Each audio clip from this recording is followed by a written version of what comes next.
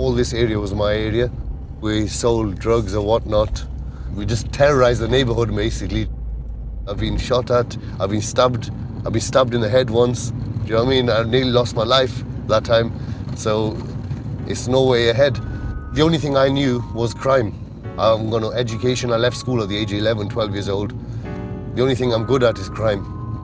So to stop something and start all over again at the age of 33, 32 is very, very hard. Do you know what I mean? So you can imagine.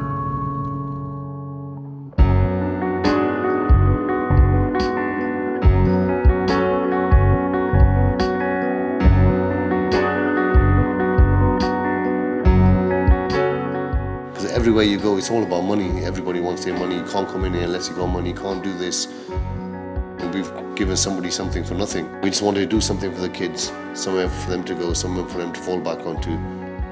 We stopped people smoking drugs and trying to get the kids inside the gym. A lot of these drug dealers, they think, what are we going to do if we do stop selling drugs? This is our life.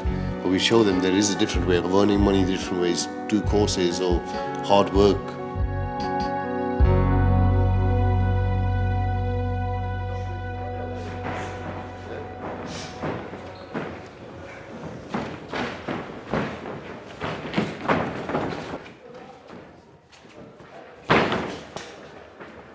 So when we opened this gym up, my first thing I wanted to do was a boxing project. And I met Yasmin, and she had all the ideas in words, basically. I had them in my head, she had them in words.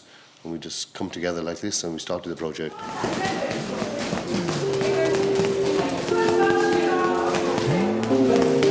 There was a lot of young people, especially young girls, who were saying that there wasn't much sports activities for them. And a lot of the stuff that was available for them in youth clubs were what they would class as being more girly.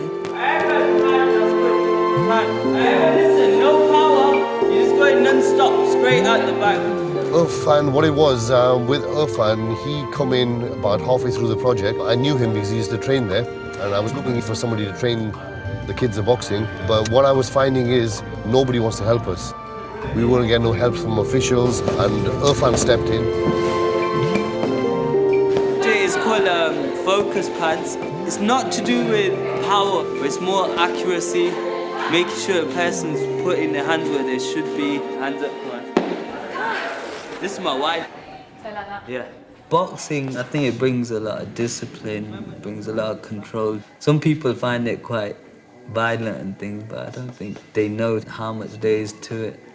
I remember when I was young and you're on the street, a lot of stuff can happen. I've done bad stuff on the streets, but this helped me sort it out so I don't have to do those things. Because I know so you can, once you get stuck in there, you could stay in there forever if you wanted to. I do boxing because I find it enjoyable, and when I was little I used to watch boxing matches, and I always said to myself I wanted to be a boxer. So I thought, boxing classes for girls, and so I thought, let me join. So then I joined, and I found it enjoyable. It gets me out of bed in the morning as well. Like I might have thought like a 15-year-old pregnant. Like, do you know what I mean? First thing that popped into our head when we had a pregnant teenager was slag. So that's not only a stereotype, but that's actually a prejudice as well. She might have actually fallen pregnant just by having sex with one person, that person that she truly loved. She just maybe got unlucky. Yeah? Yeah, and then you've just stereotyped her for having sex with loads of people. Yeah, that's the first thing. Although we teach them the boxing, they also do the issue-based work as well. We wanted to also challenge young people about some of the issues that they may face. Drugs, crime, relationships. Is life valuable? Does everybody have a right to life? Right. The issue-based work would be the first thing that they would engage in, and then they would do the boxing as a reward. And I think this is the reason why the project does work, because we've got the two. We've got the social development and learning of young people, and then we've got the fitness element and the fun element as well. More than the boxing and the issue-based work for me was these children who we got coming into the place. They started opening up to us, and they've complete transformation. But you give them a lot of quality time though as well. I just give them something what I needed when I was a kid. What's your story? What made you feel as though, you know what, I want to make a difference, I want to do something? Well, I know why. Well, you know why, yes. The death of my father did bring it all out. Me and my father never got on. And in 2000, February 2000, he passed away. But when he died, it was a very big shock to the system. And basically, I'd crumbled from a man to a baby. I was continuously crying. I didn't know where to turn. Drugs, crime didn't mean nothing to me. At the time when he died, I had £5,000 worth of heroin on me. I went and threw it in the river.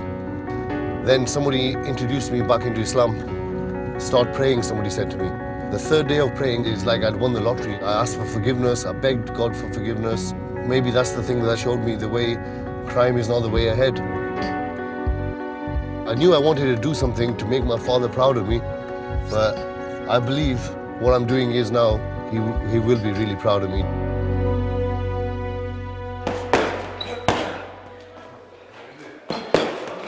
Yeah, that's my son, yeah. He's 17 years old, and that's another side for this project again, for kids like him, just to keep him off the street. He runs this place, he's here all the time. Before we opened this place, he was just a normal kid. You can remember he used to be really shy, withdrawn, never talk to nobody. And 2 years down the line, he's jumping in the ring with people, boxing, which he would never, ever have done. He's doing really well. He's getting to pay the bills, he's getting the responsibility on his head, and that's all through hard work through this place, and he would never have achieved none of that if it wasn't for this place.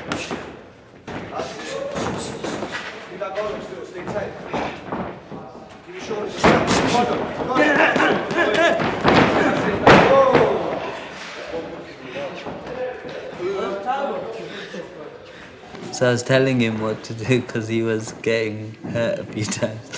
When you spar, that's all you're doing, you're learning. You just want to take it easy on each other.